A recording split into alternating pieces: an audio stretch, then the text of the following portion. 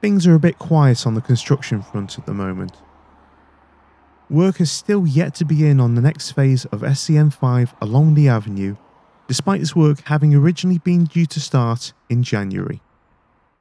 There are also a number of schemes currently in the consultation phase, including the Polygon and St Mark's active travel zones, the SCN6 extension to the Royal Southampton Hospital, and the SCN4 extension to the Western Park and Ride on Brownhill Way. In February 2021, Southampton City Council removed the uppermost part of the SCN4 pop-up lane between Burgess Road and Belmore Road. As part of the successful Active Travel Fund Phase 2 bid, the route is now being extended southwards towards Commercial Road and westwards towards the General Hospital, Lordshill and Brownhill Way. This route will tie into the Park and Ride site, which will run bus services to the General Hospital on weekdays and to the city centre at weekends.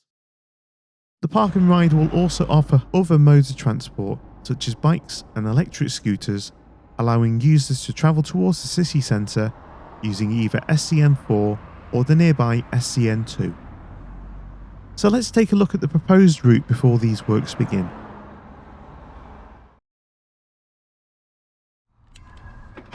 We start at the newly opened Lidl supermarket on Brownhill Way, which neighbours the Park and Ride site. Work is due to begin this August to change the layout of the signal-controlled junction between Brownhill Way, Frogmore Lane and Lower Brownhill Road. It's currently a staggered junction, but this will be changed to a single crossroads. There will also be a cycle-specific crossing diagonally to cross the junction to link this shared path to Lower Brownhill Road.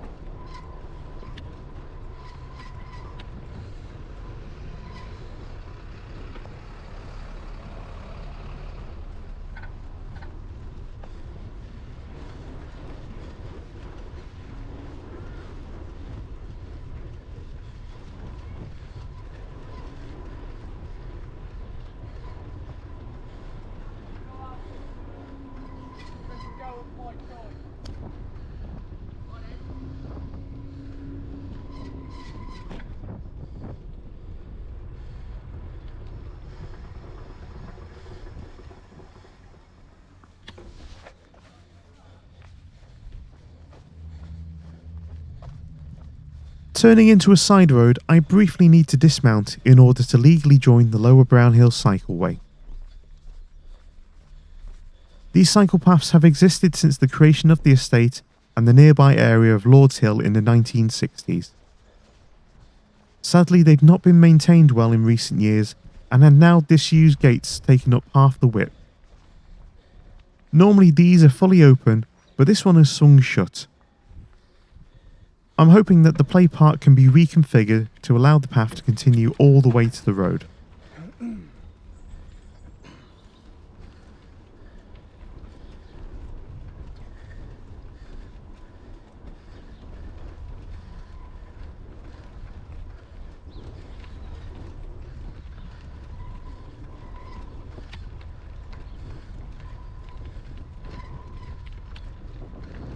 There are a few more half-open barriers along this path, likely originally put in place to deter joyriders. However, these would now fall foul of equality legislation and unnecessarily restrict the full width of the path, so would likely need removing now that they're not used.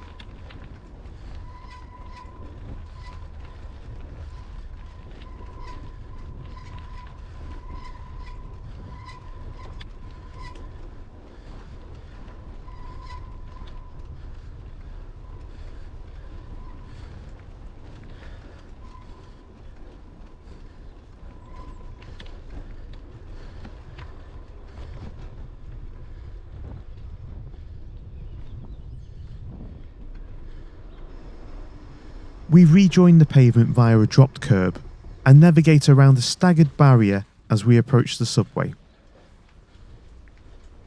These barriers would also need to go as they prevent anyone on a non-standard cycle from using this subway.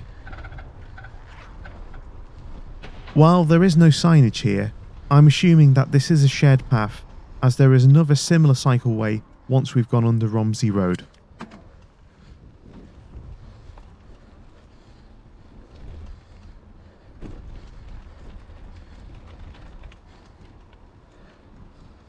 We rejoin a cycleway that spans the centre of the Galaxy estate in Lordshill. Again, much like Lower Brownhill cycleway, it's a handy link to the nearby shopping district, but in need of a bit of maintenance. According to the Active Travel Fund bid document, the money allocated for Lordshill will be used for new signage to improve wayfinding. If there is money available to resurface these cycle paths, then that would be a huge improvement for the cycling experience in this area.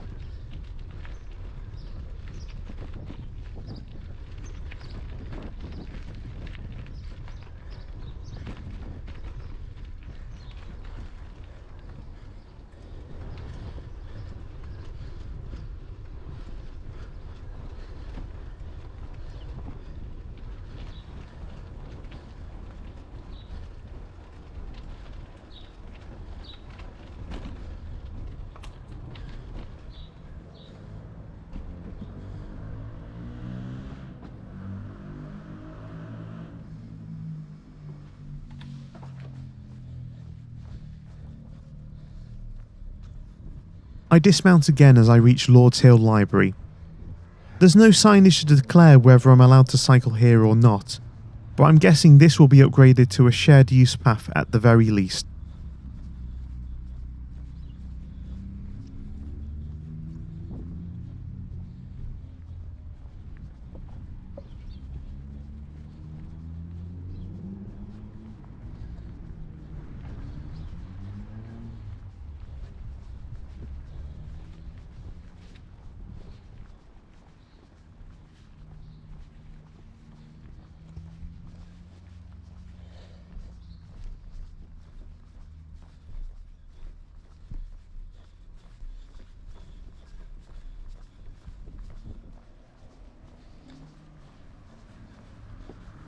The map is unclear as to whether the route will go via the front of Buzz Bingo or via the alley next to the pharmacist.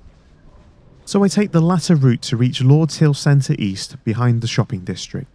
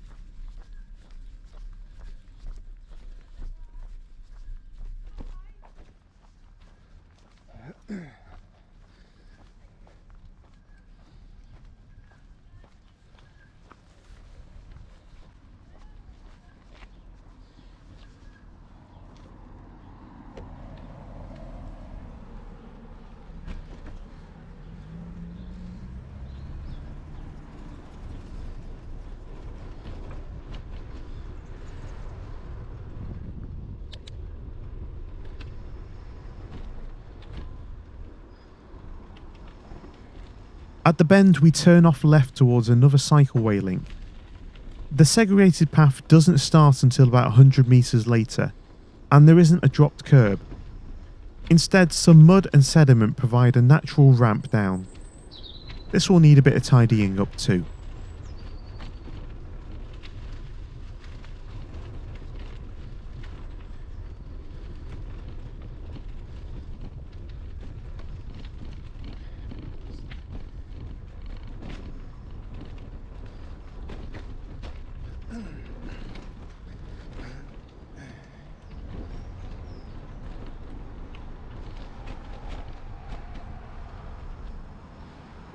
We join Aldermore Road, the main road through the suburb of Aldermore.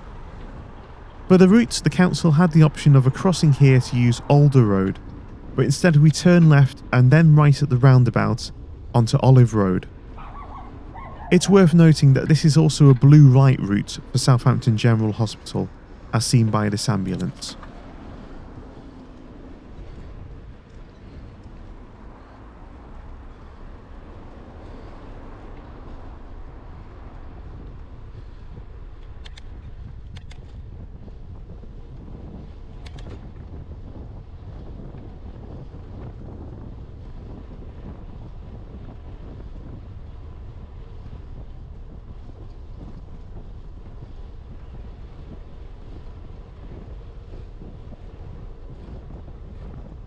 I'm really not sure what the council has planned for Olive Road. It's effectively single file with parked cars either side taking up most of the road width. I'm not entirely sure a less confident rider will feel safe as it currently stands.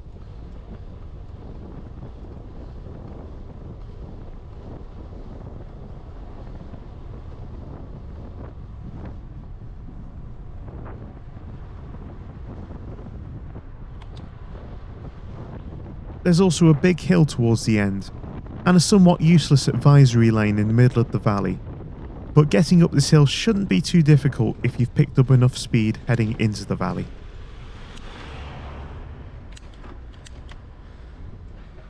At the top we have a tricky double roundabout. This was filmed on Easter Sunday, so traffic was quiet, but this is a junction where you normally need to be very careful. I'll be interested to see what the council's plans are for this. Heading left at the second roundabout will take you towards the Princess Anne Maternity Hospital, as well as one of the other entrances to the General. However, we're heading straight on along Warren Avenue.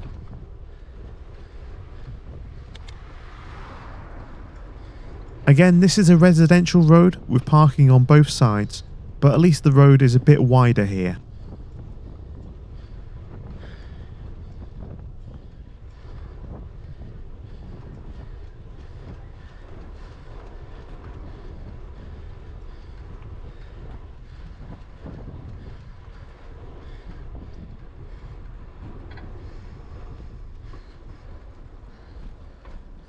Halfway down, we turn left into Jessamine Road, another slightly narrower residential street. Again, I'll be interested in the detail of how this will be improved for cycling safety.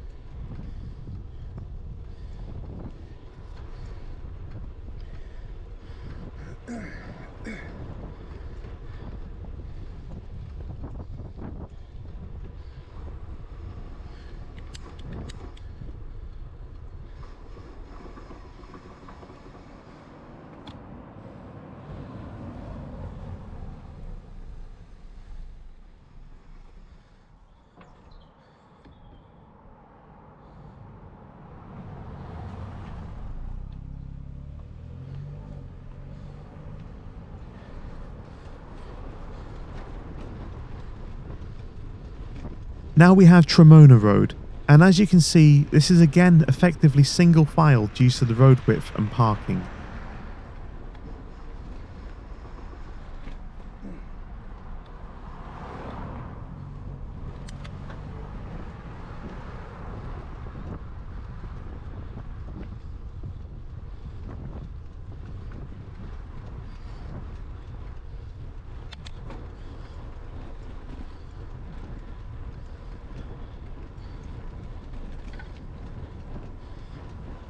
On the left we can see the various buildings that make up Southampton General Hospital, as well as the ambulance entrance for the A&E.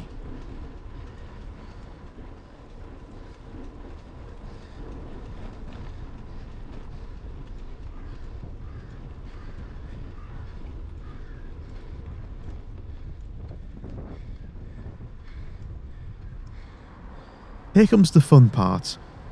We take a right at the mini roundabout onto Dale Road, which lives up to its name as a steep valley. The first half is easy enough, just be careful of the mini roundabout at the bottom.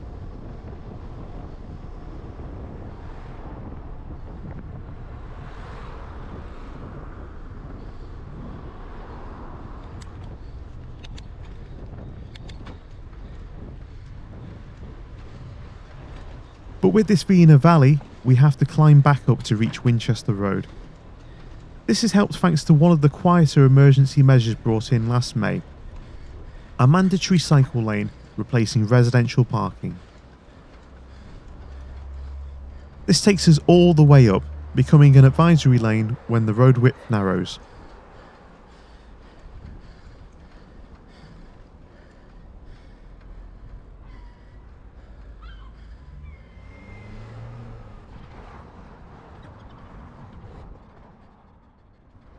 Here we have what is frankly one of the most ridiculous bits of cycling legacy infrastructure within Southampton. We have a painted cycle lane directly in between the opposing motor vehicle lanes. The council recognised the absurdity of this layout in the bid document, noting the high danger of this stretch, and will be completely redesigning the Dale Road and Wilton Road junctions. I ring my bell to let this driver know that I'm on their right.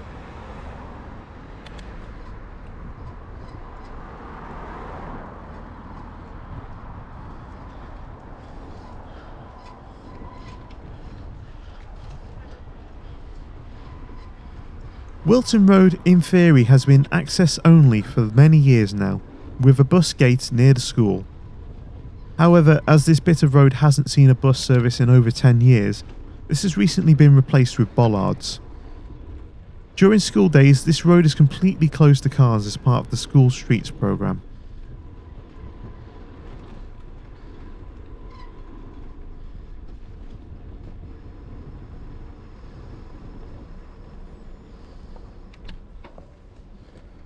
We turn left onto Belmore Road. A modal filter is proposed for outside of Upper Shirley High, with the aim of reducing motor traffic on this road. Belmore Road is already a very popular route for those on bikes, providing the main link between Shirley High Street and Southampton Common.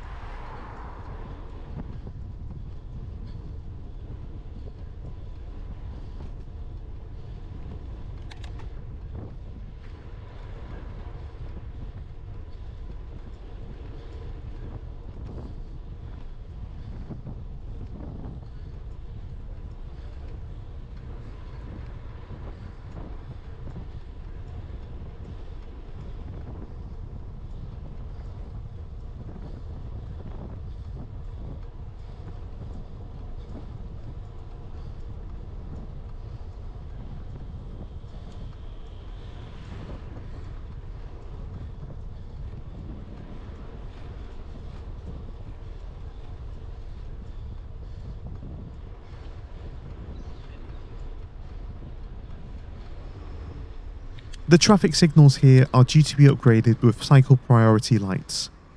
To the left, the pop-up cycle lane has been removed and replaced with on-street parking. The pop-up cycleway to the right is still in place.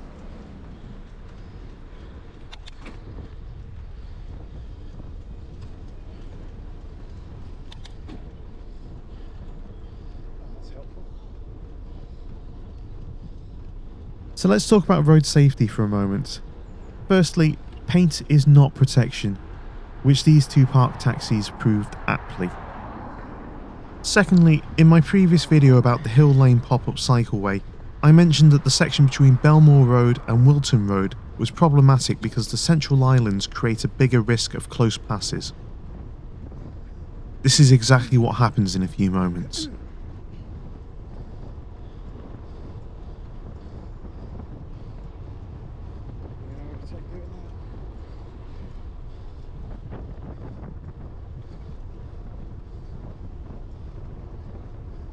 I now take primary position at pinch points like these. The driver immediately behind me is patient and waits until these islands have passed before overtaking me safely. The next driver makes no attempt to change their line at all and passes me very closely. Looking back at the footage, it was serious enough for me to warrant sending this off to Hampshire Police's Operation Snap. Because I cannot post footage of the incident online for fear of prejudicing any future trial, this left me with the prospect of refilming a half-hour long ride or waiting for up to a year to post this video. So instead I've decided to fully blur out the incident in question. This is the third such incident I've reported to the police on this stretch of Hill Lane in recent weeks, so improvements will be necessary if this route is made permanent. The cycle lane returns soon after the mini roundabout. Nothing has changed for this section of Hill Lane since my last video here, other than the much nicer weather.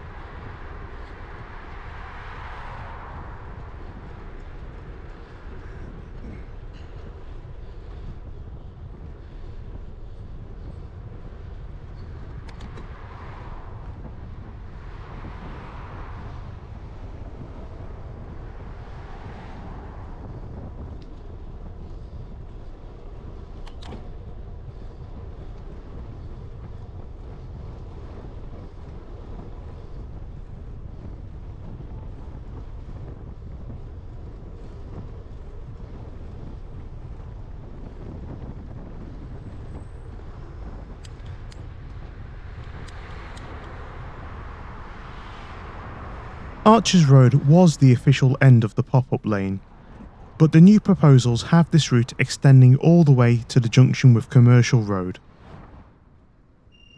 Much like the Belmore Road junction, the Archers Road junction is due to gain new signals which will give cyclists a head start.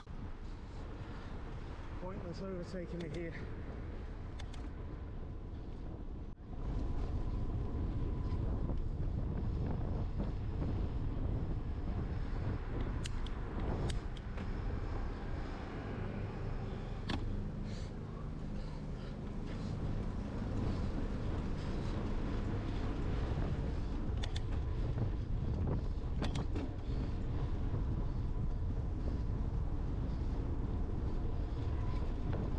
There's currently no dedicated infrastructure here, meaning that I have to take the lane around the on-street parking.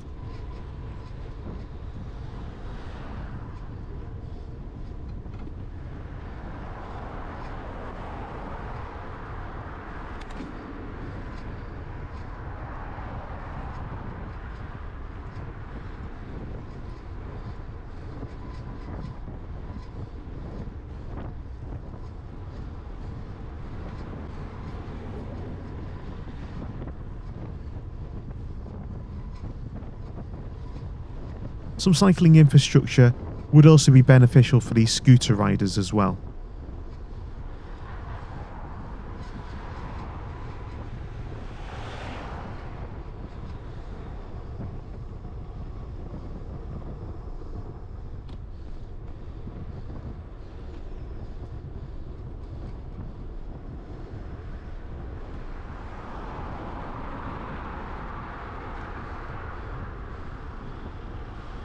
A left onto Commercial Road and a right onto Wyndham Place takes us to Central Station.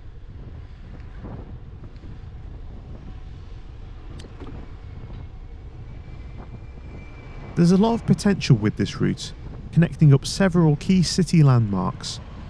However, there's also a lot of work to be done with improving safety and ensuring the entire route is accessible to all. As ever, the devil is in the detail, and with the initial consultation having recently closed, we'll hopefully find out some of that detail fairly soon.